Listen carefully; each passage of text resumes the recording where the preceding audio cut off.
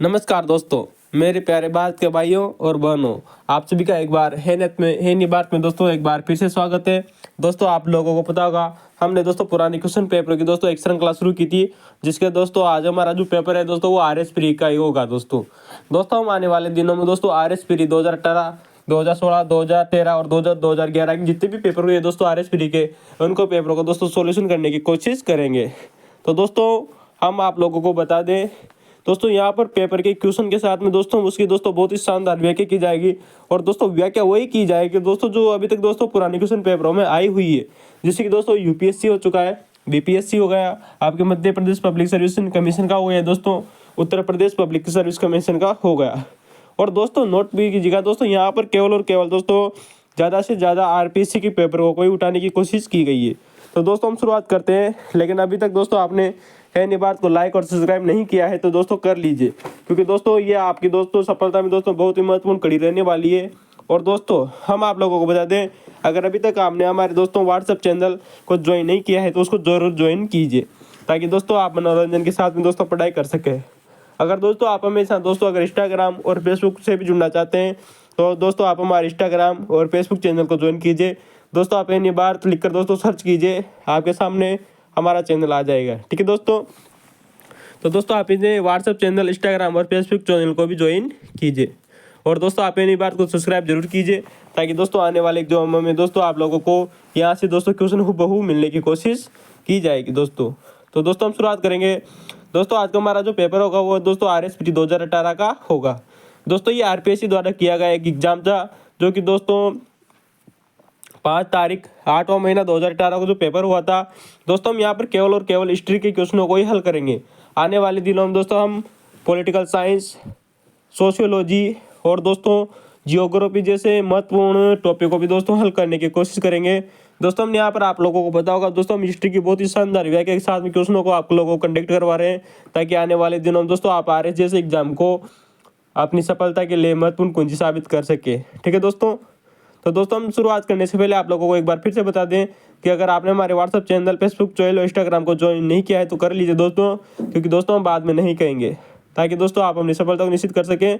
और दोस्तों आप हमारे समाजशास्त्र की भी वीडियो देखा करें दोस्तों, क्योंकि आर.एस. मेंस में दोस्तों समाजशास्त्र का भी एक अहम रोल रहता है। तो दोस्तों हमने समाजशास्त्र के वीडियो शुरू किए, और दोस्तों खास करके दोस्तों सेकंड ग्रेड और फर्स्ट ग्रेड और दोस्तों टीजीटी एग्जाम के लिए दोस्तों बहुत ही महत्वपूर्ण रहने वाला है हमारे समाजशास्त्र के वीडियो। तो दोस्तों देखना न भूलें।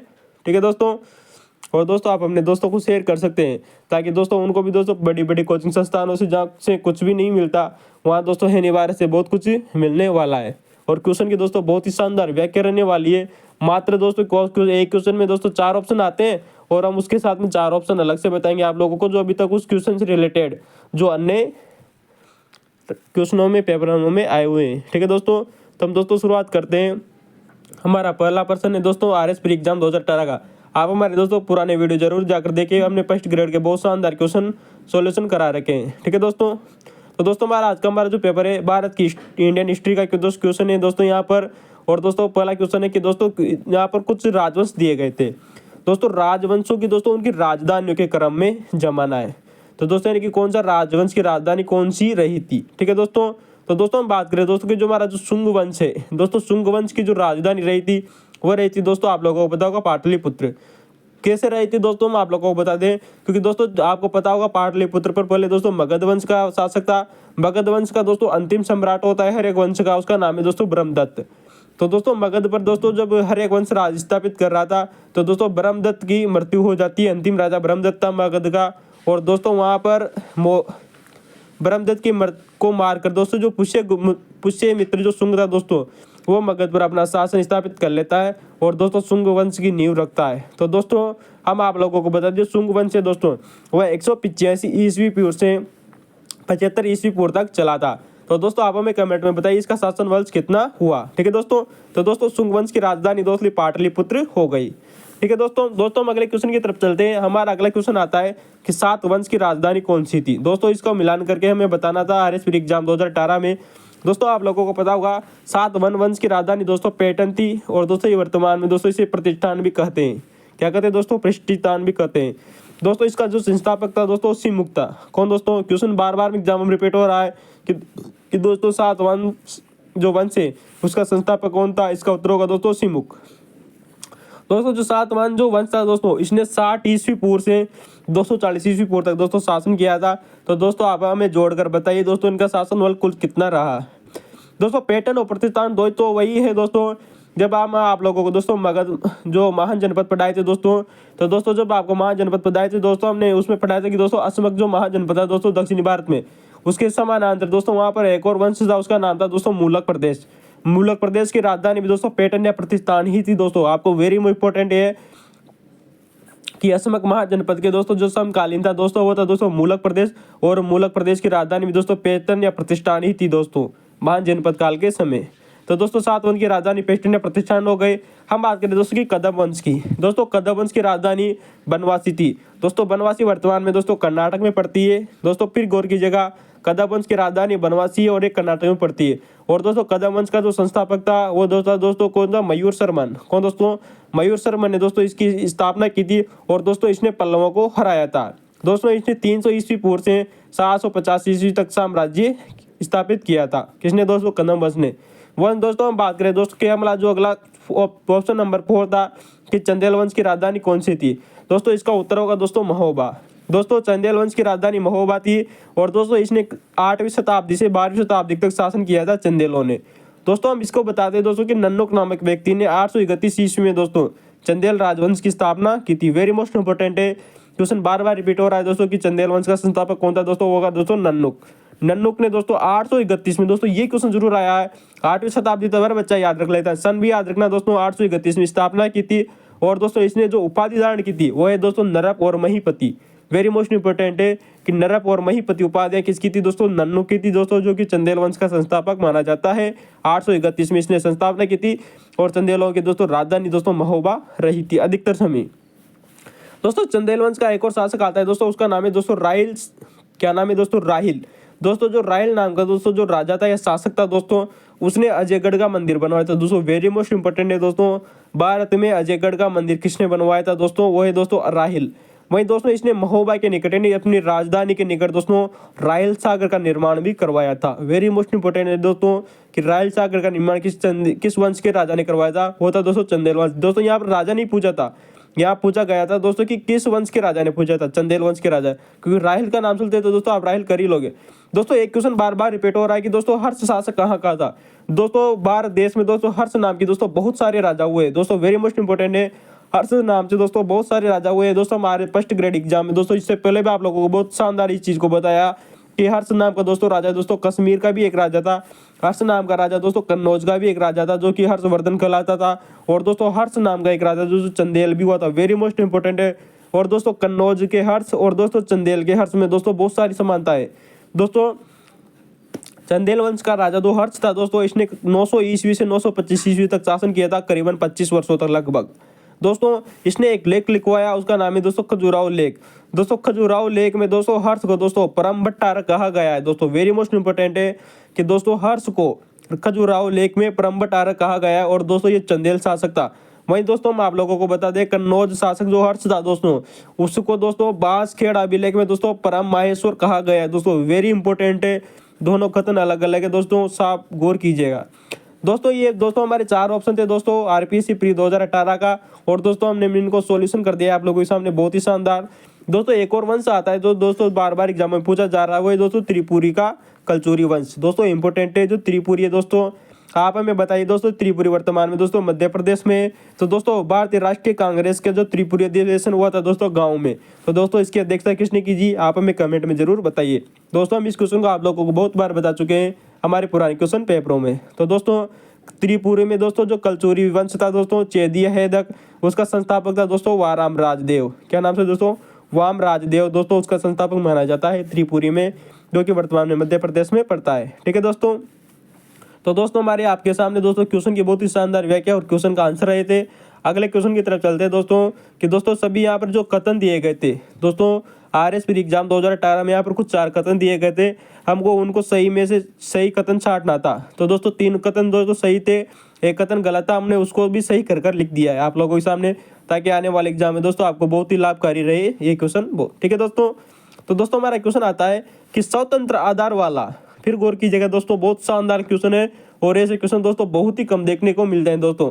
ज़्यादातर आरपीएससी ऐसे ही क्वेश्चनों को कंडक्ट करवाती है और जो बार बार एग्जामों में रिपीट होते हैं।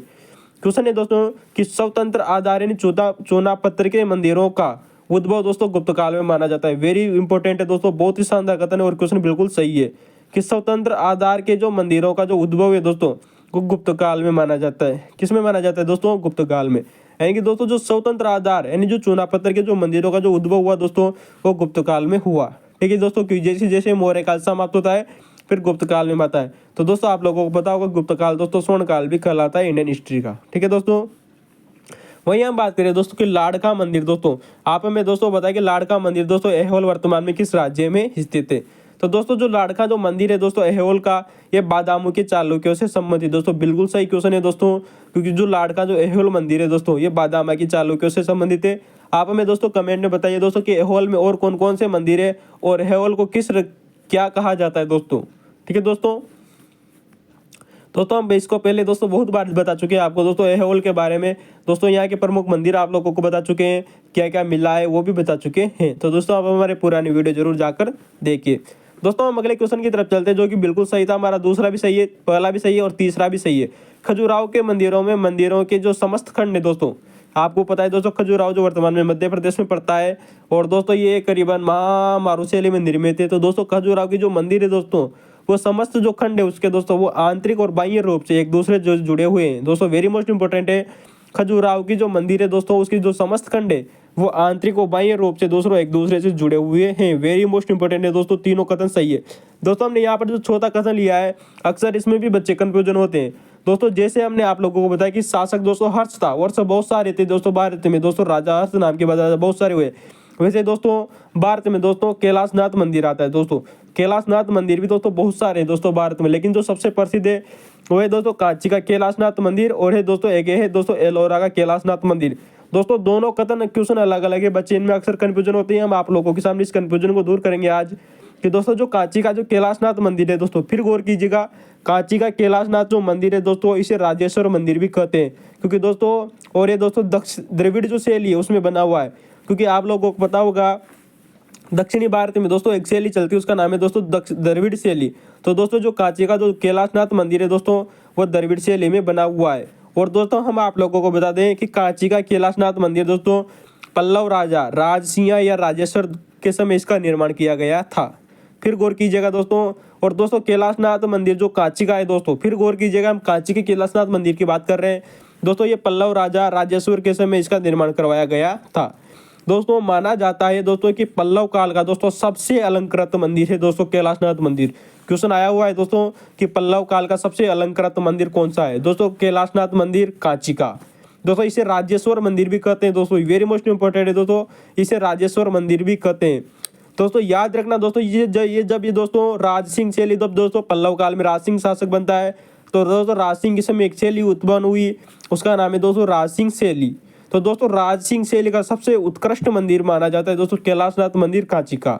दोस्तों फिर गौर कीजिएगा, पल्लव काल का सबसे अलंकृत मंदिर भी कैलाशनाथ मंदिर कांची का ही है, और दोस्तों राज सिंह शैली का सबसे चरमोत्कर्ष जो मंदिर है वो भी दोस्तों कैलाशनाथ मंदिर ही है। दोस्तों आप हमें दोस्तों कमेंट में जाकर जरूर बताइएगा कि पल्लव काल में दोस्तों कितनी शैलियाँ विकसित हुई दोस्तों फिर गौर कीजिएगा कि पल्लव काल में कितनी शैलियाँ विकसित हुई। दोस्तों हम इसको क्वेश्चन को दोस्तों इससे पहले वाले वीडियो में दोस्तों बहुत बार कर चुके हैं और दोस्तों फर्स्ट ग्रेड ने भी पूछा हुआ है, तो दोस्तों आप हमें कमेंट में जरूर बताइए। दोस्तों हम आप लोगों के लिए दोस्तों वेरी मोस्ट इंपॉर्टेंट क्वेश्चन है दोस्तों कि कैलाशनाथ मंदिर से कि दक्षिण भारत का दोस्तों ये पहला मंदिर है, दक्षिण भारत का पहला मंदिर है दोस्तों जिसमें प्रकार वो गोपुरम। दोस्तों प्रकार का मतलब जानते हो ना दोस्तों आप, चार दीवारी मंदिर की तरफ दोस्तों जो चार दीवार की जाती थी या परकोटा किया जाता था, तो दोस्तों परकोटा या वो गोपुरम, परकोटा व गोपुरम के निर्माण की प्रक्रिया दोस्तों सर्वप्रथम इसी मंदिर में शुरू हुई थी दोस्तों, कि इसमें दोस्तों कांची के कैलाशनाथ मंदिर में ही शुरू हुई थी दोस्तों। वेरी मोस्ट इंपॉर्टेंट है दोस्तों कि दक्षिण भारत का ये दोस्तों पहला मंदिर है जिसमें दोस्तों परकोटा या चार दीवारी या इसे दोस्तों प्रकार भी कहते हैं दोस्तों, वह दोस्तों गोपुरम के निर्माण की प्रथम प्रक्रिया सर्वप्रथम इसी मंदिर से हुई थी, कांची का कैलाशनाथ मंदिर, जो कि पल्लव राजा राजसिम्हा या राजेश्वर ने बनवाया था दोस्तों राज सिंह शैली में दोस्तों। ठीक है दोस्तों इसी क्वेश्चन का दोस्तों एक और जो बच्चे कंफ्यूजन होते हैं वो है दोस्तों कैलाशनाथ मंदिर। दोस्तों कैलाशनाथ मंदिर की हम चर्चा कर चुके हैं, लेकिन दोस्तों ये कैलाशनाथ मंदिर अलग है दोस्तों ये जो मंदिर आता है कैलाशनाथ मंदिर, ये दोस्तों एलोरा का कैलाशनाथ मंदिर कहाँ का दोस्तों, एलोरा का दोस्तों। एलोरा जो आप जानते हो दोस्तों कि जो एलोरा है दोस्तों ये महाराष्ट्र में पड़ता है। कहाँ पे दोस्तों, तो दोस्तों एलोरा की गुफाएं भी बहुत फेमस है। दोस्तों मैं आप लोगों को बता दें कि एलोरा का कैलाशनाथ मंदिर दोस्तों जो राष्ट्रकूट जो शासक था दोस्तों, एक है दोस्तों पल्लव शासक, एक है दोस्तों राष्ट्रकूट शासक। तो दोस्तों राष्ट्रकूट शासक कृष्ण प्रथम ने बनवाया था एलोरा का कैलाशनाथ मंदिर दोस्तों। और दोस्तों ये एक ही चट्टान से निर्मित है दोस्तों। कौन सा दोस्तों, एलोरा का कैलाशनाथ मंदिर दोस्तों एक ही चट्टान से निर्मित है दोस्तों। इसे राष्ट्रकूट शासक कृष्ण प्रथम ने बनाया था, अतः दोस्तों इसे कृष्णेश्वर मंदिर भी कहते हैं दोस्तों। हम इससे पहले के फर्स्ट ग्रेड के वीडियो में दोस्तों इन दोनों मंदिरों की बहुत शानदार चर्चा कर चुके हैं। आप हमारे पुराने वीडियो जाकर जरूर देखिएगा फर्स्ट ग्रेड के, आप उनमें दोस्तों बहुत शानदार व्याख्या के साथ में दोनों मंदिरों की चर्चा की गई है विद दोस्तों इन दोनों के अंतर के साथ में। तो दोस्तों मैं आप लोगों को बता दें एलोरा का कैलाशनाथ मंदिर जिसे कृष्णेश्वर मंदिर कहते हैं, क्योंकि दोस्तों एक कृष्ण प्रथम ने बनाया था जो कि राष्ट्रकूट शासक था। वहीं दोस्तों कांची का कैलाशनाथ मंदिर इसे राजेश्वर मंदिर कहते हैं, क्योंकि राज सिंह प्रथम ने बनाया था और दोस्तों ये पल्लव शासक था। तो दोस्तों दोनों कथन हमने आप लोगों को बता दिए, आप जरूर याद रखिएगा। दोस्तों हम अगला क्वेश्चन नंबर 3 आता है दोस्तों आरपीएससी एग्जाम 2018 का क्वेश्चन नंबर 3 है दोस्तों। अगर दोस्तों आपको क्वेश्चन की व्याख्या अच्छी लगी हो तो दोस्तों लाइक और कमेंट करना नहीं भूले दोस्तों। ठीक है दोस्तों, सब्सक्राइब जरूर कीजिए दोस्तों एन भारत को और अपने दोस्तों को शेयर कीजिए। दोस्तों आपको वीडियो की क्वालिटी नज़र नहीं आ रही है तो दोस्तों आप इसकी क्वालिटी बढ़ाइएगा, मजा आएगा दोस्तों आपको एग्जाम में। ठीक है दोस्तों, और अंत तक जरूर बने रहिएगा। ठीक है दोस्तों, तो दोस्तों हम शुरुआत करते हैं क्वेश्चन नंबर 3 की।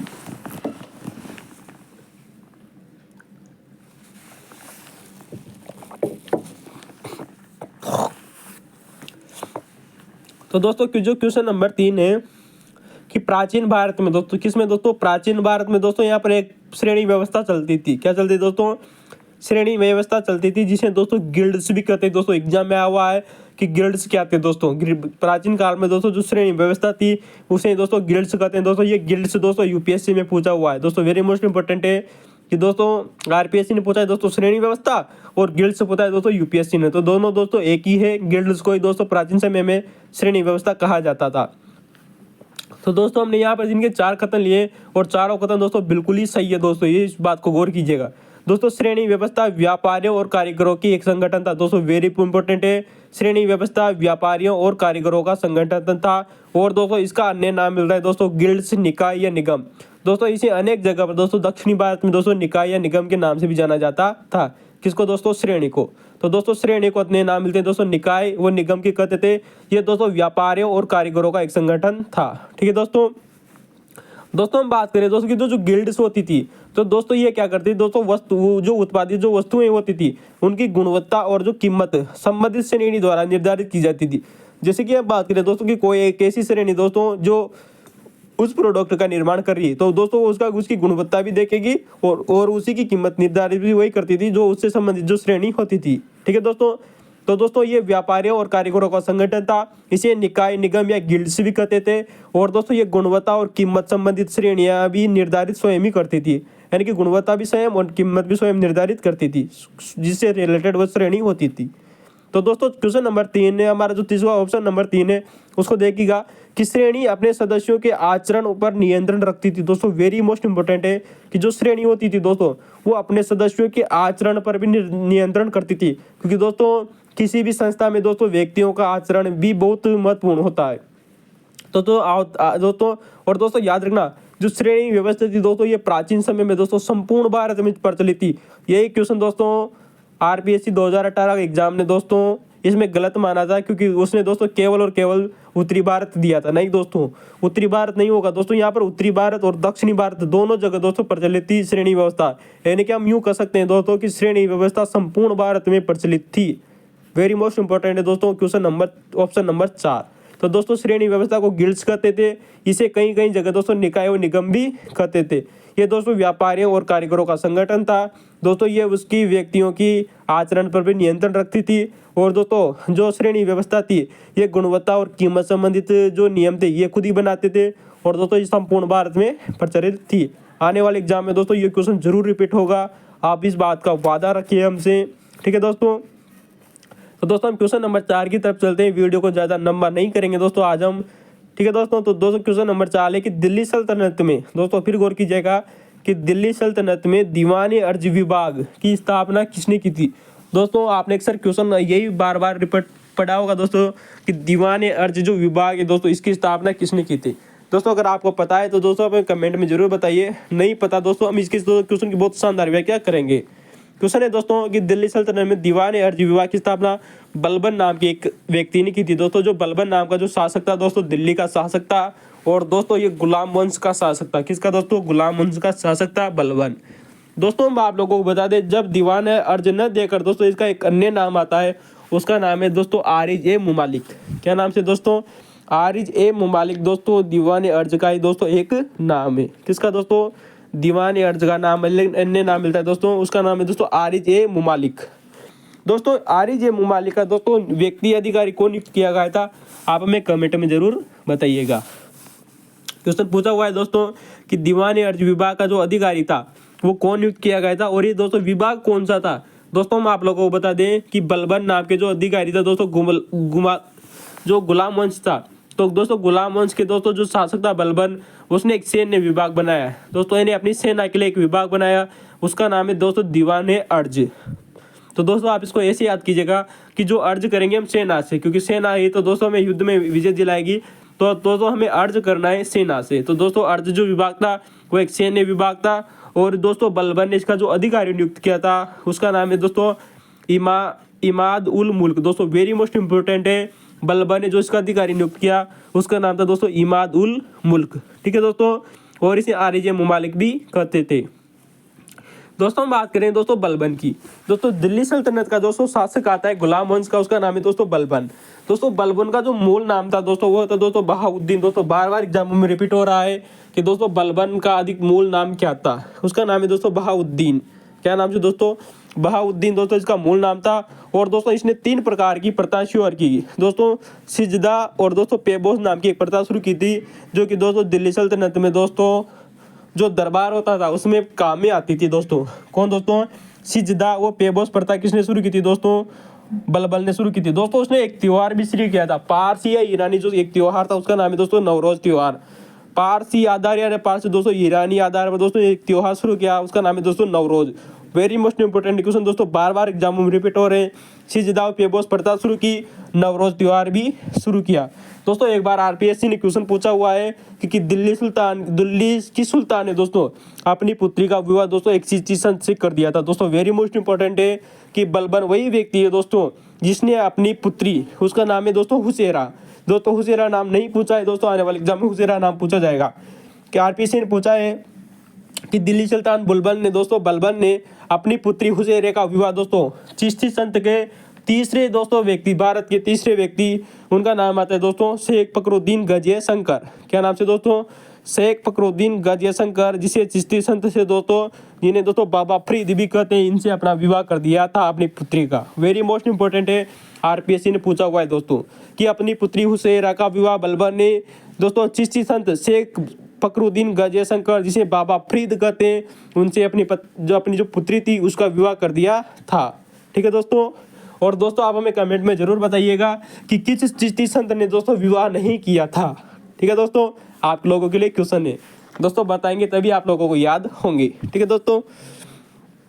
दोस्तों एक बात याद रखना दोस्तों कि जो दिल्ली सुल्तान दोस्तों जो बलबन था, इसका शासन दोस्तों, इसका जो शासन के कारण दोस्तों, यानी जो बलबन का जो शासन था दोस्तों इसके शासन के कारण एक कथन आता है कि इसके शासन के बारे में कहा जाता है कि दिल्ली सल्तनत में उस समय दोस्तों भगवान विष्णु समस्त चिंताओं को छोड़कर, जो भगवान विष्णु थे वो समस्त चिंताओं को छोड़कर क्षीर सागर में जाकर शांतिपूर्वक दोस्तों शयनरत थे। दोस्तों क्योंकि इसका शासन इतना क्रूर था तो उस समय माना जाता है कि भगवान विष्णु भी दोस्तों धरती को छोड़कर दोस्तों क्षीर सागर में जाकर शांतिपूर्वक बैठ गए थे। ऐसा कथन दोस्तों कहा जाता है बलबन के बारे में, यूपीएससी ने पूछा हुआ है, आप गौर कीजिएगा इस क्वेश्चन के ऊपर। दोस्तों क्यों कहा जाता है? क्योंकि ऐसा कथन, क्योंकि दोस्तों जो बलबन था दोस्तों दिल्ली सल्तनत का गुलाम वंश का राजा, जिसने दोस्तों लौह और रक्त की नीति अपनाई थी। दोस्तों इसने लौह व रक्त की नीति अपनाई थी, अतः इसे दोस्तों क्रूर व्यक्ति माना जाता है। क्योंकि दोस्तों जब दोस्तों आप लोगों को इंग्लिश दोस्तों यहाँ पर इंग्लिश भी दी जा सकती है, इसे दोस्तों आयरन एंड ब्लड की नीति भी कहते हैं। क्या कहते हैं दोस्तों? आयरन व ब्लड की नीति भी कहते हैं। किसको दोस्तों? लोह व रक्त की नीति को। तो दोस्तों इंपोर्टेंट याद रखना, हिंदी इंग्लिश कैसे भी आ सकता है। दोस्तों मैं आप लोगों को बता दें कि दीवान अर्ज का जो अधिकारी था, कौन नियुक्त किया था बलबन ने? उसका नाम आता है दोस्तों इमामुल मुल्क। दोस्तों क्वेश्चन आया हुआ है और जरूर याद रखिएगा कि इमाद उल मुल्क कौन था? दीवान अर्ज जो विभाग था उसका अधिकारी नियुक्त हुआ था, सैन्य विभाग था ये दोस्तों। ठीक है दोस्तों। तो दोस्तों इसने दोस्तों लौह व रक्त की नीति अपनाई, आयरन और ब्लड। ठीक है दोस्तों। दोस्तों इसने एक सिद्धांत अपनाया था दोस्तों। किसने दोस्तों? बलबन ने। गुलाम वंश का राजा बलबन ने राजत्व सिद्धांत अपनाया दोस्तों। वेरी मोस्ट इंपोर्टेंट है दोस्तों, बार बार यूपीएससी कंडक्ट कर रही है, आरपीएससी पूछ रही है कि राजत्व का सिद्धांत किसने अपनाया था? उत्तर होगा दोस्तों बलबन। दोस्तों कहा जाता है इस राजत्व सिद्धांत के अनुसार था क्या दोस्तों, कि जो दोस्तों राजा होता था, क्या होता था दोस्तों, जो शासक होता था वो दोस्तों जिले अल्लाह कहलाता था। दोस्तों वेरी मोस्ट इंपोर्टेंट है, शब्द को गौर कीजिएगा। यही क्वेश्चन पूछा गया था कि जिले अल्लाह क्या होता है? दोस्तों जिले अल्लाह करता होता है दोस्तों ईश्वर का प्रतिनिधित्व। वेरी मोस्ट इंपोर्टेंट है, उत्तर प्रदेश पब्लिक सर्विस ने क्वेश्चन पूछा हुआ है कि जिले अल्लाह क्या था? तो दोस्तों जिले अल्लाह होता है ईश्वर का प्रतिनिधित्व। अर्थात दोस्तों बलबन के द्वारा एक राजत्व सिद्धांत अपनाया गया, उसके तहत उसने माना कि दोस्तों जो शासक होता है वो ईश्वर का प्रतिनिधि होता है। क्या होता है दोस्तों? जो राजा होता है वो ईश्वर का प्रतिनिधि होता है, अर्थात बलबन ने उसे जिले अल्लाह कहा था। वेरी मोस्ट इंपोर्टेंट है। और दोस्तों यही राजत्व सिद्धांत है। यूपीएससी मेंस में भी 2 नंबर का क्वेश्चन आया हुआ है कि राजत्व थ्योरी क्या थी दोस्तों। ठीक है दोस्तों। हम यहाँ पर दोस्तों हमने बलबन की चर्चा कर ली दोस्तों। बार बार क्वेश्चन यही है दोस्तों। क्वेश्चन ये था दिल्ली सल्तनत। दोस्तों दिल्ली सल्तनत का क्वेश्चन था। अतः हम दोस्तों यहाँ पर दोस्तों दिल्ली सल्तनत के कुछ 5 जो टैक्स चलते थे दोस्तों, दिल्ली सल्तनत में 5 प्रकार के दोस्तों कर चलते थे मुख्यतया, उनकी हम चर्चा करना चाहते हैं दोस्तों, जो बार बार एग्जामों में रिपीट हो रहे हैं। ठीक है दोस्तों। नंबर 1 आता है जो टैक्स है दोस्तों, उसका नाम है दोस्तों उसरू कर। दोस्तों यूपीएससी ने पूछा हुआ है कि उसरू कर क्या था? दोस्तों ये मुसलमानों से भूमि कर लिया जाता। दोस्तों भूमि कर अलग होता है दोस्तों, और धार्मिक अलग कर जो होता है वो अलग होता है। ठीक है दोस्तों। तो गौर कीजिएगा दोस्तों, जो भूमि करता दोस्तों यहाँ 2 भूमि कराएंगे और दोस्तों 2 धार्मिक कराएंगे। ठीक है दोस्तों। जो उस्र होता था दोस्तों, क्या होता था? उस्र जो ये दोस्तों मुसलमान जो व्यक्ति थे उनसे एक भूमि कर लिया जाता था दोस्तों ये कर लिया जाता था 5 से 10%। क्या लिया जाता दोस्तों? 5 से 10% उस्र नामक कर मुसलमानों से लिया जाता था। और दोस्तों ये एक प्रकार का भूमि कर था। ठीक है दोस्तों। वहीं दोस्तों मुसलमानों को छोड़कर दोस्तों जो अन्य व्यक्ति आते थे, अन्य धर्म के व्यक्ति, उनसे दोस्तों खराज लिया जाता था। खराज जानते हो दोस्तों? खराज करता होता है दोस्तों गैर मुसलमानों से जो भूमि कर वसूला जाता था। ठीक है दोस्तों। यानी मुसलमानों को छोड़कर जो अन्य धर्म के व्यक्ति आए उनसे दोस्तों खराज नामक एक भूमि कर वसूला जाता था, जो कि 1/2 या 1/3 होता था। यानी कि आमदनी का 50% या यूं कहे दोस्तों 33%। ठीक है दोस्तों। तो खराज दोस्तों गैर मुसलमानों से भूमि कर लिया जाता था। वेरी मोस्ट इंपोर्टेंट है दोस्तों, खराज और दोस्तों जो उसरे, ये भूमि कर दोस्तों मुसलमान और गैर मुसलमानों से लिए जाते थे। तो दोस्तों भूमि कर कौन से थे? उसर और खराज। उसर दोस्तों मुसलमानों से लिए जाता था, जो कि 5 से 10% होता था आय का। और जो खराज होता था दोस्तों ये गैर मुसलमानों से लिया जाता था 1/3 कहीं यानी 33% या 1/2 यानी दोस्तों 50% लिया जाता था खराज भूमि कर। गैर मुसलमानों से मतलब कहेंगे दोस्तों हिंदू, सिख, ईसाइयों से लिया जाता था। ठीक है दोस्तों। हम एक क्वेश्चन आता है दोस्तों कि खुम्स क्या था? दोस्तों खुम्स दोस्तों दिल्ली सल्तनत का एक ही कर है दोस्तों। आप जानते हो लूट खजाना जानते हो ना? जब किसी व्यक्ति को लूट लिया जाता है तो दोस्तों वो लूट खजाना कहलाता है दोस्तों। उसे दिल्ली सल्तनत में खुम्स कहा जाता था। क्या कहा जाता था? खुम्स।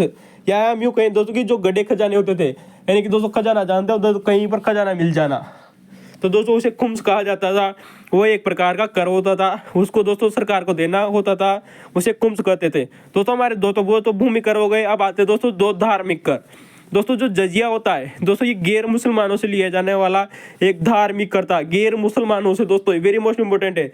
जबकि दोस्तों जो जकात होता है ये दोस्तों मुसलमानों से लिया जाने वाला एक धार्मिक कर था। फिर गौर कीजिएगा, धार्मिक कर दोस्तों जजिया और जकात है जो दोस्तों गैर मुसलमानों और मुसलमानों से लिया जाता था।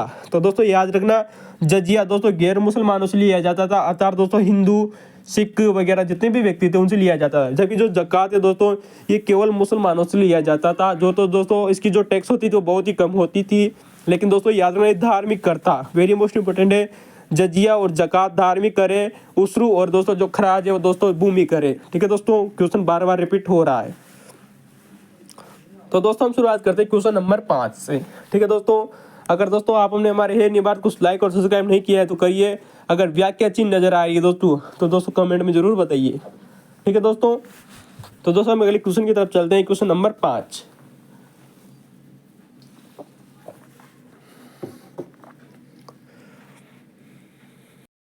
तो दोस्तों हमारा क्वेश्चन नंबर 5 आता है दोस्तों कि बरकरी संप्रदाय की मुख्य पीठ कहाँ है। क्वेश्चन दोस्तों बहुत ही अच्छा है कि बरकरी संप्रदाय की मुख्य पीठ कहाँ है। दोस्तों इसका उत्तर होगा दोस्तों पंढरपुर, जो ऑप्शन में था दोस्तों पंढरपुर। दोस्तों मैं आप लोगों को बता दीजिए यही क्वेश्चन दोस्तों अभी तक बहुत बार एग्जाम में रिपीट हुआ है और दोस्तों तीनों बार अलग अलग ऑप्शन थे, वो ऑप्शन आप लोगों को बता देते। दोस्तों एक बार पंढरपुर आया दोस्तों RS प्री 2018 में। दोस्तों इससे पहले एग्जाम में ये क्वेश्चन आया था कि दोस्तों ये किस जिले में पड़ता है, उसका नाम है दोस्तों सोलापुर। और दोस्तों सोलापुर वर्तमान में दोस्तों महाराष्ट्र में स्थित है। कहाँ है दोस्तों? तो दोस्तों हम तीनों ऑप्शन याद कीजिएगा, पंढरपुर, सोलापुर और महाराष्ट्र। दोस्तों महाराष्ट्र के सोलापुर में दोस्तों एक जगह पड़ती है, उसका नाम है दोस्तों पंढरपुर। ठीक है दोस्तों, तो यहाँ पर दोस्तों वरकरी संप्रदाय की मुख्य पीठ मानी जाती है। और दोस्तों वरकरी संप्रदाय के दो मुख्य संत हुए थे, उनका नाम है दोस्तों ज्ञानेश्वर। दोस्तों महाराष्ट्र के वजह से बहुत सारे संत है दोस्तों जो बार बार एग्जामों में रिपीट हो रहे। फर्स्ट ग्रेड हो गया दोस्तों, सेकंड ग्रेड हो गया, और दोस्तों यहाँ तक कि दोस्तों RS प्री में भी महाराष्ट्र के प्रमुख संतों के बारे में क्वेश्चन पूछा जाता है। तो दोस्तों जो बरकरी संप्रदाय थे ये पंचदेवों की पूजा करते थे। किसकी दोस्तों? पंचदेवों की पूजा करते थे। और इनके प्रमुख संत दोस्तों ज्ञानेश्वर हुए थे। और ये दोस्तों इष्ट देवता अपने विट्ठल जी को मानते हैं। और विट्ठल जी दोस्तों वही व्यक्ति है जो भगवान कृष्ण के अवतार माने जाते हैं। तो दोस्तों बरकरी संप्रदाय के जो इष्ट देवता है वो विट्ठल जी थे, और विट्ठल जी दोस्तों भगवान कृष्ण के अवतार माने जाते हैं। दोस्तों हम यहाँ पर दोस्तों महाराष्ट्र के प्रमुख संत आप लोगों को बता दें कि दोस्तों ज्ञानेश्वर, नामदेव, एकनाथ, तुकाराम और दोस्तों रामदास। दोस्तों जो रामदास, तुकाराम, एकनाथ और जो नामदेव थे यह महाराष्ट्र के प्रमुख संत हुए थे। तो दोस्तों यहाँ पर दो संप्रदाय बहुत प्रचलित थे, एक था दोस्तों वरकरी संप्रदाय, एक आता है दोस्तों दरदरी संप्रदाय। कौन सा? ठीक है दोस्तों, दरकरी पंथ दोस्तों। तो दोस्तों हम यहाँ पर दोस्तों हम कुछ प्रमुख संतों की बात करते हैं। नंबर 1 लेते हैं दोस्तों ज्ञानेश्वर। दोस्तों ज्ञानेश्वर से अभी तक दोस्तों एक ही क्वेश्चन पूछा गया है दोस्तों। अभी तक दोस्तों हम जहाँ तक हमने क्वेश्चनों को कंडक्ट किया है, ज्ञानेश्वर से दोस्तों एक ही क्वेश्चन आ रहा है कि इनकी प्रमुख रचनाएं कौन कौन सी थी। यही क्वेश्चन रिपीट हो रहा है दोस्तों, और यही है दोस्तों कि इनका संबंध किससे? दोस्तों वरकरी संप्रदाय से संबंधित है।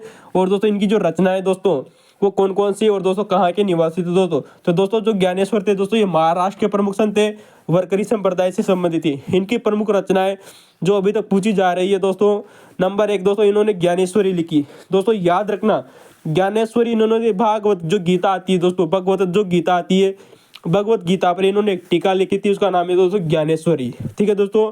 दोस्तों एक दूसरी इनकी बुक आती है, उसका नाम है दोस्तों अमृतानुभाग। क्या नाम है दोस्तों? अमृतानुभाग। नंबर 3 आती है दोस्तों इनकी चंगदेव प्रशस्ति। इंपॉर्टेंट है दोस्तों, चंगदेव प्रशस्ति बार बार एग्जाम में रिपीट हो रही है, चंगदेव प्रशस्ति। और नंबर 4 आती है दोस्तों भावार्थ दीपिका। तो चारों किताबें याद रखिएगा।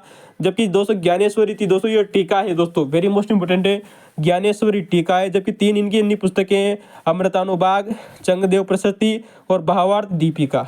दोस्तों मेरे ज्ञानेश्वर हो गया। हम बात करते हैं दोस्तों नामदेव की। दोस्तों नामदेव भी दोस्तों महाराष्ट्र के एक प्रमुख संत थे दोस्तों। वैसे तो ये पेशे से दोस्तों दर्जी थे, बार बार क्वेश्चन में रिपीट हो रहा है कि नामदेव का जो व्यवसाय था वो क्या था दोस्तों? दर्जी का काम करते थे, सिलाई मशीन का काम करते थे। और दोस्तों इन्होंने जो प्रमुख कार्य क्षेत्र बनाया था अपना, वो पंजाब को बनाया था। क्वेश्चन रिपीट हो रहा है कि नामदेव का कार्य क्षेत्र कौन सा था दोस्तों? पंजाब। याद रखना दोस्तों पंजाब नाम क्षेत्र होने के कारण दोस्तों जो इनकी शिक्षाएं दोस्तों, नामदेव की दोस्तों जो शिक्षाएं थी वो दोस्तों पंजाब का प्रमुख ग्रंथ, सिख धर्म का प्रमुख ग्रंथ गुरु ग्रंथ साहिब में इनकी शिक्षाएं उल्लेखित है दोस्तों। बार बार क्वेश्चन रिपीट हो रहा है कि गुरु ग्रंथ साहिब में किन किन व्यक्तियों की रचनाएं हैं? नामदेव उनमें से एक है दोस्तों नामदेव के लेख दोस्तों बाबा फरीद। दोस्तों बाबा फरीद के अलावा दोस्तों हम बात करें दोस्तों कि कबीर की रचनाएं भी दोस्तों गुरु ग्रंथ साहिब में लिखी हुई है।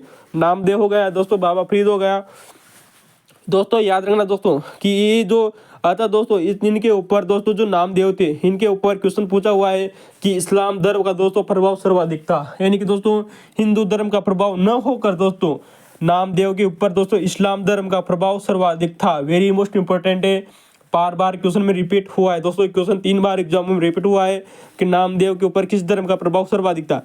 दोस्तों वैसे तो ये दोस्तों विट्ठल जी के प्रमुख संत थे नामदेव जी दोस्तों। विट्ठल जी के होने के साथ साथ में दोस्तों इन पर इस्लाम धर्म का प्रभाव सर्वाधिक था। नामदेव दर्जी थे, पंजाब को कार्य क्षेत्र बनाया और गुरु ग्रंथ साहिब में इनकी रचनाएं या शिक्षाएं उल्लेखित हैं नामदेव। दोस्तों एक संत आते हैं दोस्तों, उनका नाम है दोस्तों एकनाथ। दोस्तों एकनाथ के जो गीत है दोस्तों वो अभंग को खिलाते हैं, वेरी मोस्ट इंपॉर्टेंट है। जो एकनाथ जो संत हुए दोस्तों महाराष्ट्र के, उनके जो गीत है वो अभंग को खिलाते थे। क्या कहलाते थे? अभंगो। दोस्तों इनकी एक पुस्तक आती है दोस्तों भावार्थ रामायण। दोस्तों याद रखना, ज्ञानेश्वर की पुस्तक भावार्थ दीपिका है। फिर गौर कीजिएगा, जो ज्ञानेश्वर की जो पुस्तक है दोस्तों वो है दोस्तों भावार्थ दीपिका। वहीं दोस्तों जो एकनाथ थे उनकी उनकी जो पुस्तक है उनका नाम है दोस्तों भावार्थ रामायण। क्या नाम से दोस्तों?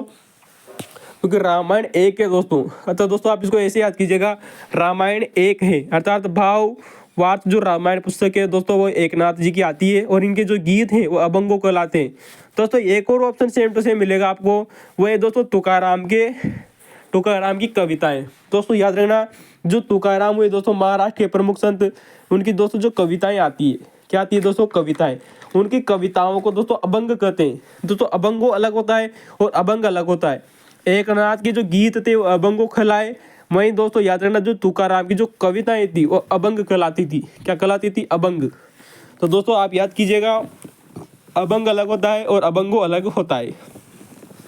तो दोस्तों तुकाराम की जो कविताएं थी वो अभंग कहलाती थी, याद रखना दोस्तों हमने बात की थी दोस्तों यहाँ पर वारकरी संप्रदाय की। दोस्तों जो वारकरी जो संप्रदाय था, इसकी स्थापना संत तुकाराम के द्वारा की गई थी। वेरी मोस्ट इंपोर्टेंट है, किसने की थी दोस्तों? संत तुकाराम ने। दोस्तों एक बार क्वेश्चन ये पूछा गया दोस्तों, मराठा शिवाजी जो थे दोस्तों, तो दोस्तों शिवाजी से इन्होंने भेंट स्वीकार नहीं की थी। अर्थात दोस्तों जब महाराष्ट्र की जो संत थे दोस्तों, शिवाजी उस समय प्रमुख संत थे दोस्तों तुकाराम। तो दोस्तों तुकाराम ने महाराष्ट्र के जो शिवाजी थे उनके दोस्तों भेंट स्वीकार नहीं की थी। दोस्तों याद रखना। अतः दोस्तों जब तुकाराम के बाद में जो संत बनते हैं उनका नाम आते दोस्तों रामदास। क्या नाम से दोस्तों? रामदास। दोस्तों जब तुकाराम दोस्तों शिवाजी से भेंट स्वीकार नहीं कर सकते हैं, तो दोस्तों उसके बाद में जो प्रमुख संत आए दोस्तों, उनका नाम है दोस्तों रामदास। तो दोस्तों शिवाजी ने अपना आध्यात्मिक गुरु बनाया था दोस्तों रामदास जी को, वेरी मोस्ट इंपोर्टेंट है। और दोस्तों इन्होंने धरकरी पंथ की स्थापना की थी। दोस्तों मैं आप लोगों को बता चुके हैं, महाराष्ट्र में दो पंथ प्रचलित थे, एक है दोस्तों धरकरी पंथ, एक था दोस्तों वारकरी पंथ। वारकरी पंथ की स्थापना दोस्तों संत तुकाराम करते हैं, वहीं दोस्तों धरकरी पंथ की स्थापना दोस्तों संत रामदास जी ने की थी, जो महाराष्ट्र के प्रमुख संत माने जाते हैं। दोस्तों हम बात करें दोस्तों कि संत रामदास जी के बारे में अब तक क्वेश्चन आए हुए हैं, 4 क्वेश्चन अभी तक पूछे गए हैं। दोस्तों इन्होंने दोस्तों शिवाजी के आध्यात्मिक गुरु माने जाते हैं, और दोस्तों इन्होंने धरकरी पंथ की स्थापना की थी। शिवाजी के आध्यात्मिक गुरु थे दोस्तों संत रामदास जी, धरकरी पंथ की स्थापना की थी। और दोस्तों शिवाजी ने हिंदू पद पातशाही की दोस्तों जी स्थापना की थी, वो संत रामदास जी की प्रेरणा से ही की थी। किसके दोस्तों? संत रामदास जी की प्रेरणा से ही दोस्तों महाराष्ट्र के शिवाजी ने हिंदू पद पातशाही की स्थापना की थी। और दोस्तों इन्होंने एक संप्रदाय चलाया था, उसका नाम है दोस्तों परमार्थी संप्रदाय। क्या नाम से दोस्तों? परमार्थ संप्रदाय चलाया संत रामदास जी ने। दोस्तों किसने? दोस्तों संत रामदास जी ने एक संप्रदाय चलाया, उसका नाम है दोस्तों परमार्थ संप्रदाय।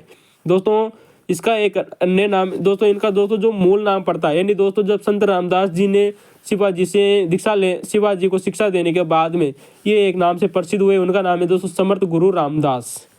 जिस नाम से प्रसिद्ध हुए वो थे दोस्तों समर्थ गुरु रामदास। दोस्तों समर्थ गुरु रामदास जी ने बाद में दोस्तों एक पुस्तक लिखी दोस्तों मराठी भाषा में, क्योंकि दोस्तों मराठा क्षेत्र में निवास करते थे। अतः दोस्तों इनकी एक पुस्तक लिखी दास बोध। कौन सी दोस्तों? दास बोध, जो कि दोस्तों मराठी भाषा में मानी जाती है। तो दोस्तों इन्होंने दास बोध नाम से एक पुस्तक लिखी मराठी भाषा में। दोस्तों ये हमारे दोस्तों महाराष्ट्र के प्रमुख संत हो गए, जिनसे दोस्तों अभी तक एग्जाम में बार बार क्वेश्चन रिपीट हो रहा था। दोस्तों ज़्यादा नहीं है दोस्तों, एक संत से 2 या 3 क्वेश्चन ही बार बार रिपीट हो रहे हैं, और वही क्वेश्चन बार बार हो रहे हैं। अतः दोस्तों हमने वही क्वेश्चनों को लिया है जो अभी तक पूछे गए थे। तो पूरे महाराष्ट्र के संत कंप्लीट है आप लोगों के RSPD 2018 के क्वेश्चन के अकॉर्डिंग। ठीक है दोस्तों।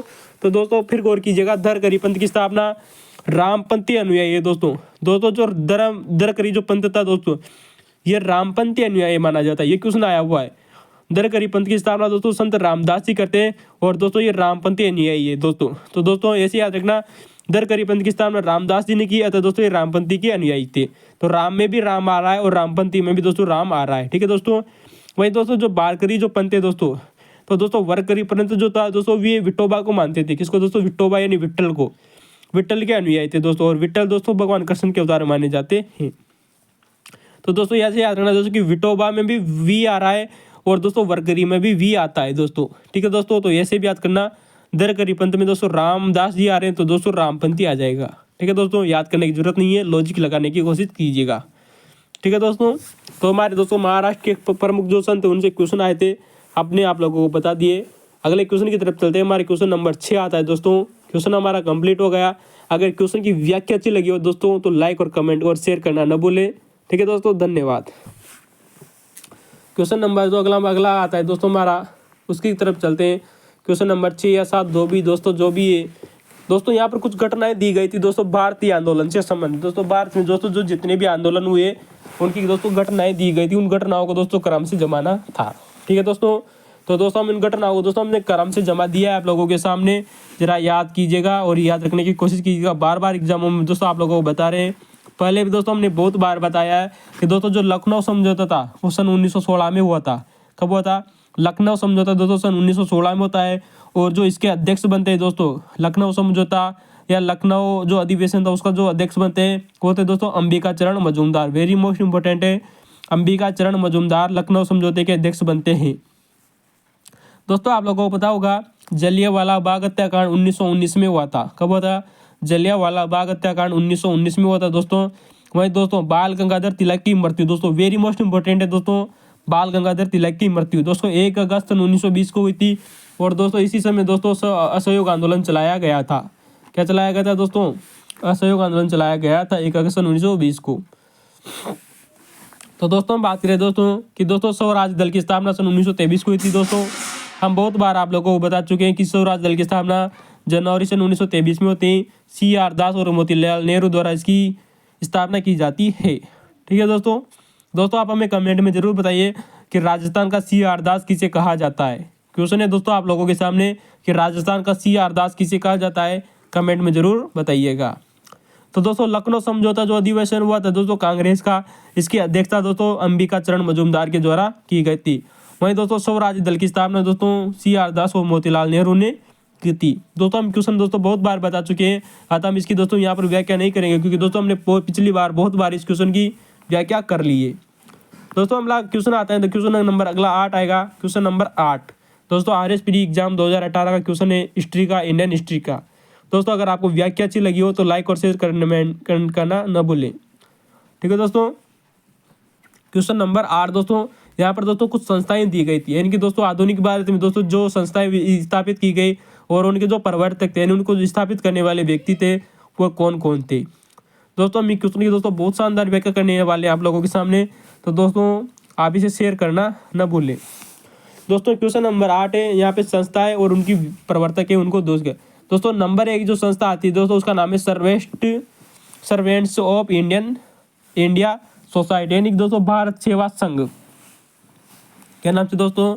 सर्वेंट्स ऑफ इंडियन सोसाइटी, यानी भारत सेवक दोस्तों जो संघ था दोस्तों, इसकी स्थापना किसने की थी? दोस्तों वही व्यक्ति दोस्तों जिसने दोस्तों सर्वेंट्स ऑफ इंडिया सोसाइटी की स्थापना की थी, जिसे दोस्तों भारत का ग्लैडस्टोन कहते हैं। दोस्तों हम बहुत बार बता चुके हैं, क्वेश्चन बार बार रिपीट हो रहा है कि भारत का ग्लैडस्टोन किसे कहते हैं। दोस्तों वही व्यक्ति दोस्तों GK गोखले। क्या नाम से दोस्तों?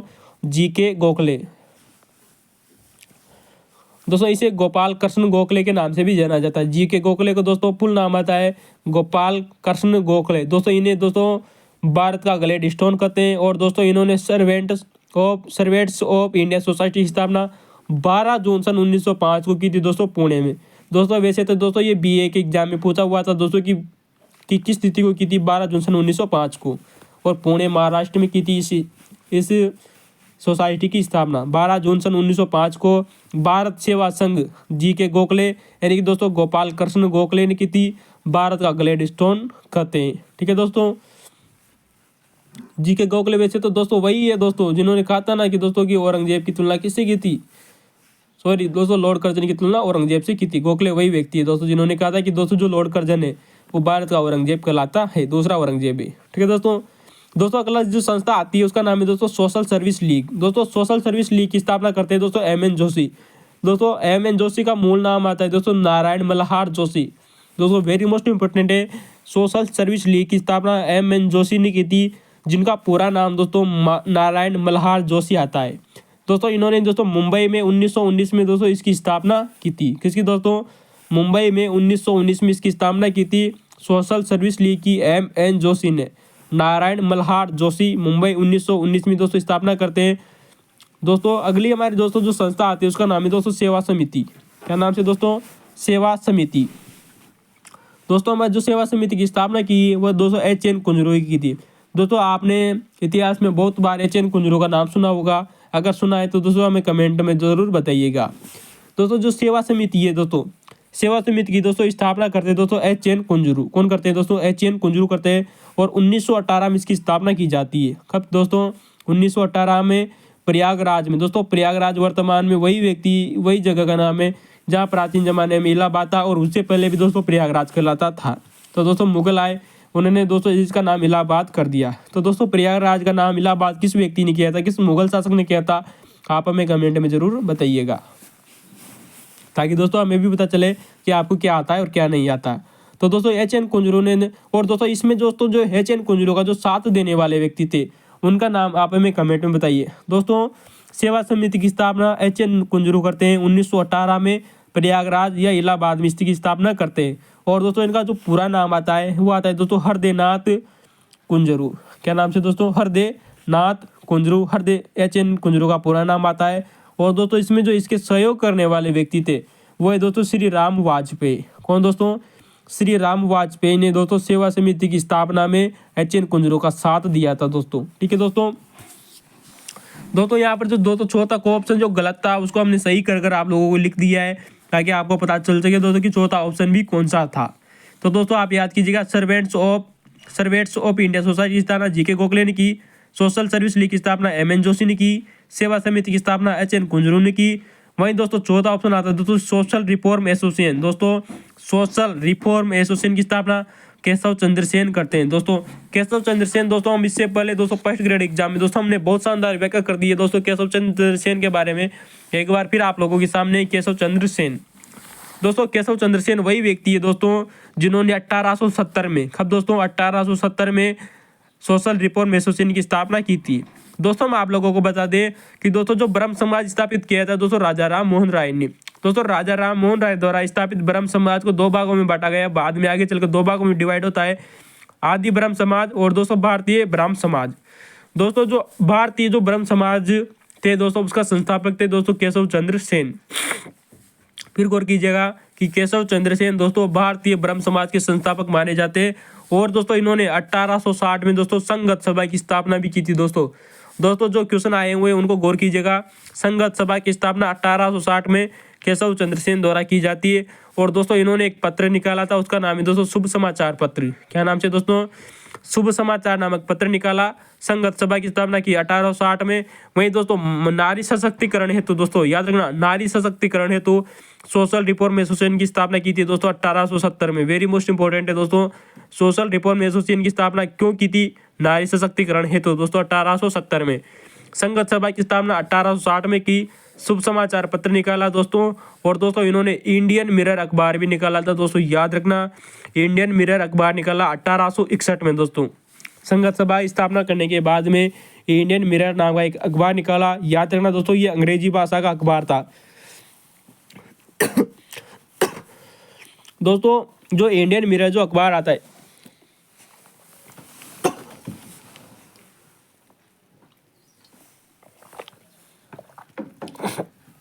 दोस्तों इंडियन मिरर अखबार अंग्रेजी भाषा का पहला दैनिक अखबार माना जाता है। याद रखना दोस्तों इस क्वेश्चन को, क्वेश्चन आ सकता है दोस्तों कि भारत का पहला दैनिक अंग्रेजी अखबार का, दैनिक का मतलब समझिए दोस्तों जो प्रतिदिन अखबार छपता है, और दोस्तों अंग्रेजी का मतलब दोस्तों कि अंग्रेजी भाषा का, यानी कि भारत का पहला ऐसा अखबार दोस्तों जो प्रतिदिन अंग्रेजी भाषा में छपता था, उसका नाम है दोस्तों जो प्रथम अखबार था वो दोस्तों इंडियन मिरर ही था। और दोस्तों इसके संस्थापक थे दोस्तों केशव चंद्र सेन। केशव चंद्र सेन वही व्यक्ति दोस्तों कि ब्रह्म समाज को दो भागों में बांटा गया। ब्रह्म समाज की स्थापना दोस्तों राजा राम मोहन राय करते हैं, उसको आगे चलकर दोस्तों दो भागों में बैठा दोस्तों आदि ब्रह्म समाज और दोस्तों भारतीय ब्रह्म समाज। तो दोस्तों भारतीय जो ब्रह्म समाज था उसके संस्थापक थे केशव चंद्र सेन। वहीं तो दोस्तों जो आदि ब्रह्म समाज था उसके जो संस्थापक थे वो थे दोस्तों देवेंद्रनाथ टैगोर। कौन दोस्तों? देवेंद्रनाथ टैगोर। तो दोस्तों सोशल रिफॉर्म एसोसिएशन की स्थापना इन्होंने 1870 में नारी सशक्तिकरण हेतु की थी। दोस्तों आने वाले एग्जाम में क्वेश्चन जरूर आएगा, क्योंकि दोस्तों सोशल रिफॉर्म एसोसिएशन पूछा गया है। तो दोस्तों आने वाले एग्जाम में क्वेश्चन यही आएगा कि क्यों की थी दोस्तों केशव चंद्र सेन ने, क्योंकि दोस्तों नारी सशक्तिकरण हेतु। और दोस्तों आप लोगों को पता है वर्तमान में दोस्तों नारी सशक्तिकरण दोस्तों बहुत ही अधिक चर्चा का विषय बना हुआ है वर्तमान समय में। दोस्तों एक दिन से एक बार क्वेश्चन पूछा गया था दोस्तों, यूपीएससी ने क्वेश्चन पूछा था दोस्तों कि नेटिव जो नैरेटिव एक्ट है दोस्तों वो क्या था।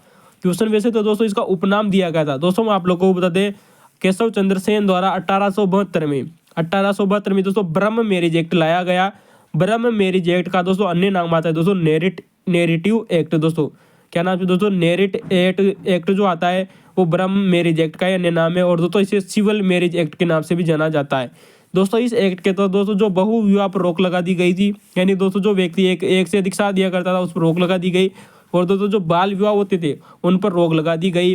अतः दोस्तों लड़की की उम्र दोस्तों 14 वर्ष कर दी गई और लड़के की उम्र दोस्तों 18 वर्ष कर दी गई। वेरी मोस्ट इंपॉर्टेंट है, नेरिट एक्ट क्या था, यूपीएससी ने पूछा है दोस्तों कि नेरिट एक्ट क्या था। नेरिट एक्ट का अन्य नाम आता है दोस्तों ब्रह्म मैरिट एक्ट, या इसे दोस्तों सिविल मैरिट एक्ट के नाम से भी जाना जाता है।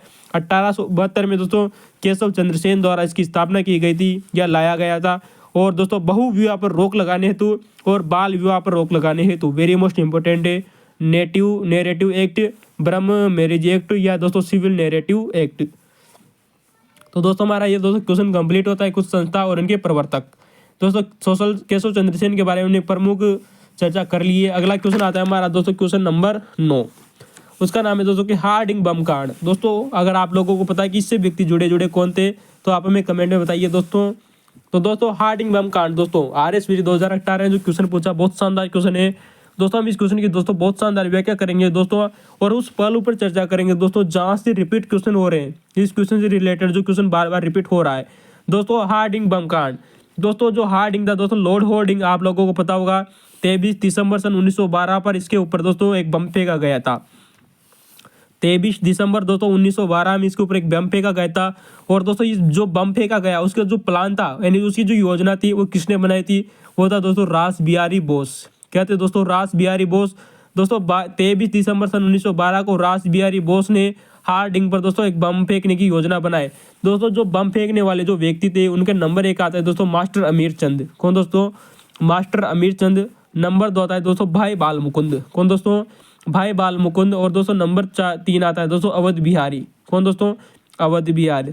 तो दोस्तों याद रखना बी, क्या नाम से दोस्तों BV। दोस्तों नंबर 4 आता है दोस्तों बसंत कुमार विश्वास।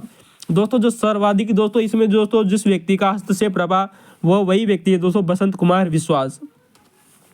ज्यादातर दोस्तों 4 व्यक्ति यही है दोस्तों जिनका नाम बार बार रिपीट हो रहा है, मास्टर अमीर चंद, भाई बाल मुकुंद, अवध बिहारी और दोस्तों बसंत कुमार विश्वास। दोस्तों याद रखना यहाँ से भी क्वेश्चन अलग अलग इस प्रकार से पूछा गया है कि इनमें से 3 व्यक्तियों को एक साथ फांसी दी गई थी और जो चौथा व्यक्ति था उसको दोस्तों अलग समय फांसी दी गई थी। तो दोस्तों याद रखना मास्टर अमीर चंद, भाई बाल मुकुंद और दोस्तों अवध बिहारी। दोस्तों फिर गौर कीजिएगा दोस्तों अमीर चंद, बाल मुकुंद और दोस्तों अवध बिहारी को दोस्तों 8 मई दोस्तों 1915 को फांसी दी गई थी दोस्तों दिल्ली में। वेरी मोस्ट इंपॉर्टेंट है, 8 मई सन 1915 को फांसी दी गई दोस्तों दिल्ली में मास्टर अमीर चंद, भाई बाल मुकुंद और अवध बिहारी को होर्डिंग पर बम फेंकने के कारण।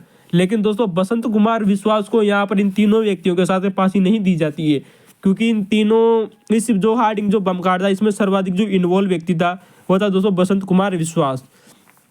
अतः दोस्तों अब बसंत कुमार विश्वास को दोस्तों इन तीनों व्यक्तियों के अलावा अगले दिन यानी कि दोस्तों 9 मई सन 1915 को दोस्तों फिर गौर कीजिएगा दोस्तों 9 मई सन 1915 को फांसी दी गई थी दोस्तों। और दोस्तों वह जेल थी, उसका नाम है दोस्तों अम्बाला जेल। क्या नाम से दोस्तों, अम्बाला जेल में दोस्तों इस व्यक्ति को फांसी दी गई थी बसंत कुमार विश्वास को। क्वेश्चन आया हुआ है कि दोस्तों 9 मई सन 1915 को अम्बाला जेल में किस व्यक्ति को फांसी दी गई थी, बसंत कुमार विश्वास। दोस्तों जो हार्डिंग जो बम कांड था दोस्तों हम आप लोगों को बता दें कि दोस्तों जब भारत की राजधानी जब कलकत्ता से दोस्तों दिल्ली आयोजित हुई थी दोस्तों सन 1911 में। अतः उसकी खुशी में दोस्तों लॉर्ड हार्डिंग द्वारा एक जुलूस निकाला गया था। अतः दोस्तों इन चारों व्यक्तियों ने इसके ऊपर बम फेंका। दोस्तों बम फेंकने की योजना दोस्तों रास बिहारी बोस ने बनाई और दोस्तों इसे दिल्ली कांड के नाम से भी जाना जाता है, क्योंकि दोस्तों दिल्ली में ये घटना हुई थी जिसमें दोस्तों याद रखना हार्डिंग पर बम फेंका, लेकिन दोस्तों हार्डिंग दोस्तों बच जाता है, परंतु उसका जो हाथी है दोस्तों वो हाथी मर जाता है। ये इंपॉर्टेंट याद रखना, हार्डिंग पर बम फेंका गया, हार्डिंग तो बच गया दोस्तों, लेकिन उसका जो हाथी था जिस पर हाथी पर वो बैठा हुआ था वो हाथी मर जाता है, यानी दोस्तों जो गज है वो मर जाता है। और दोस्तों इसे दिल्ली कांड कहते हैं, क्योंकि दोस्तों ये दिल्ली में घटना घटी। दोस्तों एक दिल्ली पैक्ट अलग होता है, क्वेश्चन उसी का है दोस्तों। दिल्ली पैक्ट का जो क्वेश्चन आया हुआ है क्वेश्चन नंबर 10वां, लेकिन दोस्तों हार्डिंग बम कांड को दिल्ली कांड भी कहते हैं और दोस्तों इसे दिल्ली लाहौर षड्यंत्र के नाम से भी जाना जाता है। दोस्तों याद रखना, रास बिहारी बोस को दोस्तों यहाँ से भाग कर दोस्तों जापान चले जाते हैं। रास बिहारी जो बोस थे हार्डिंग बम कांड के कारण दोस्तों जापान चले जाते हैं यहाँ से। कौन दोस्तों? रास बिहारी बोस। तो दोस्तों दिल्ली कांड हो गया। अब बात करते हैं दोस्तों दिल्ली पैक्ट की। दोस्तों दोनों क्वेश्चन अलग है, दिल्ली पैक्ट और दिल्ली कांड। क्वेश्चन नंबर 10 था दोस्तों, जो 10वां है वो दिल्ली पैक्ट से आया हुआ है। दोस्तों जो गांधी इरविन जो समझौता, हम कई बार दोस्तों इससे पहले वाले आपको वीडियो में बता चुके हैं दिल्ली गांधी इरविन समझौते के बारे में या दिल्ली पैक्ट के बारे में। दोस्तों आप लोगों के सामने एक बार पुनः वही क्वेश्चन पुनः हाजिर है कि दोस्तों गांधी इरविन समझौते की मध्यस्थता किन किन के द्वारा की गई थी। दोस्तों जो गांधी और जो इरविन था दोस्तों, उन दोनों के मध्य एक समझौता होता है, उसे दोस्तों गांधी इरविन समझौता या दिल्ली पैक्ट के नाम से जाना जाता है। और दोस्तों ये समझौता दोस्तों 5 मार्च सन 1931 को होता है और इसकी जो मध्यस्थता है दोस्तों वो तेज बहादुर सप्रू, श्री जयंकर और दोस्तों भोपाल के नवाब द्वारा की जाती है। तीनों व्यक्ति आप लोगों के सामने दोस्तों किसने मध्यस्थता की दी?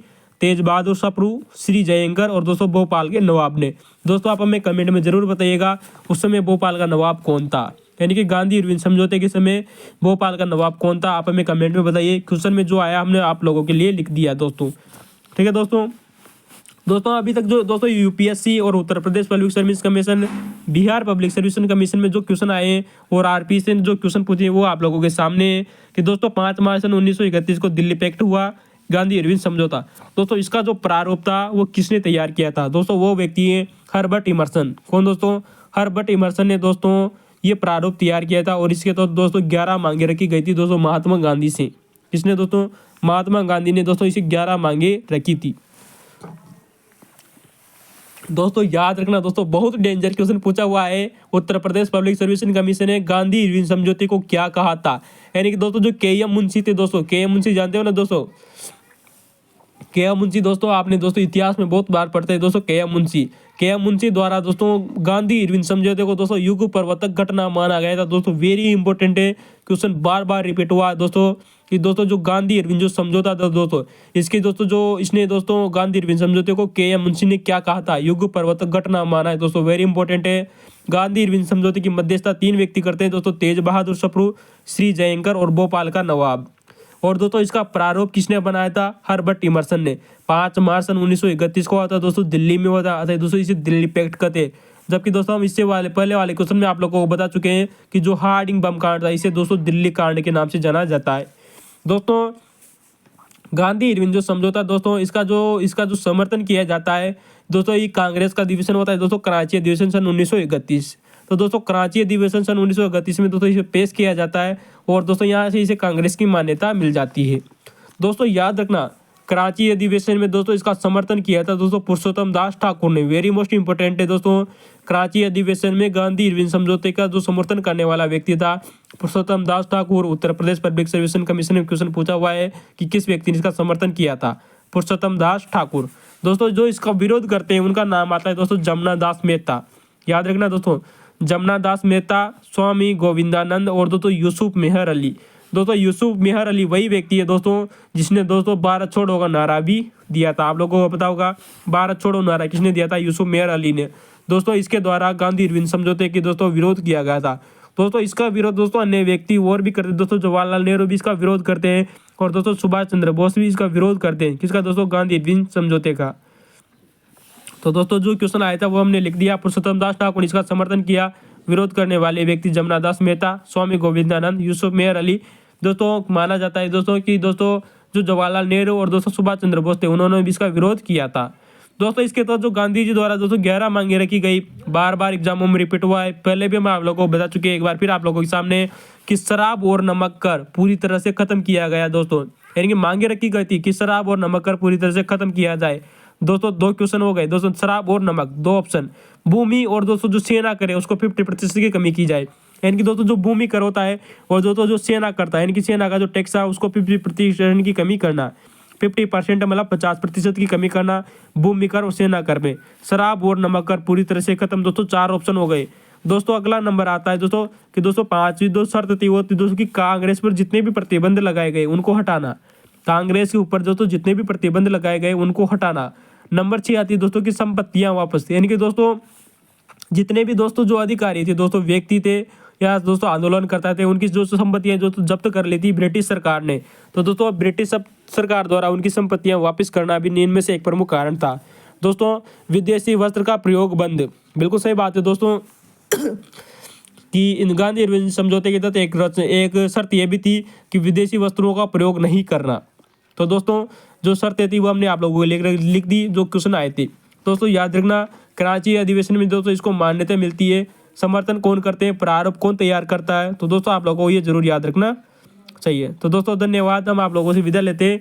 ये हमारा दोस्तों RS प्री 2018 का दोस्तों क्वेश्चन पेपर थे हिस्ट्री के।